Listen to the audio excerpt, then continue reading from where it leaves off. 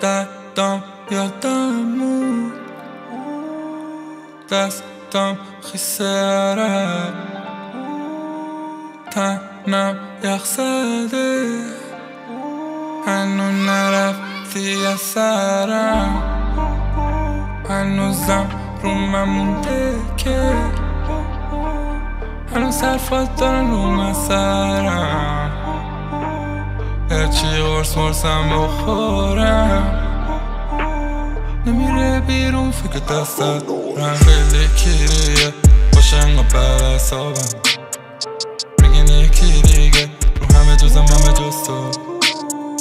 بینتون پرت حواس کاش یکم آدم باشه زندگی کیریه خودت حواست باشه پر استرسم این روزا آخر قصم و من شدم روز کسی نمونده برو بدترم از دیروز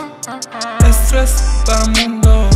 قصم و پرونده تو فکری نمونده نگرده باشم این روزا استرس دارم ناجو اینجا بی تو تنهایی دلگیره تکست میدم پشتم کن ولی دیگه خطتم نمیگیره تنهایی رو دوست دارم با اینکه میدونم خیلی دیره همه چی به تخمت بود حتی منی که بی تو میمیره فکر میکردم دلم قرصه ولی جاش تو کمدم پر قرصه هر جا میرم اونجاشی یک صبح بخوابی دو صبح پاشی تا حالا شده معتاد قرصاشی دلت تنگ شه رو عکس جدیدش خفاشی اصلا نه خیالی نی ولی این تن بدون تو میمیره خیلی بد تنها بودن وقتی که نیستی کنار من خیلی بد استرس بکشم وقتی که هیچکی نیاد من زندگی دیریه بالا پایین داره آره زندگی کیریه میگذره خوب چیه چاره خیلی کیریه باشه انقا بر اصابم میگن یکی دیگه رو همه جزم همه جز تو بینتون پرت حواس کاش یکم آدم باشه زندگی کیریه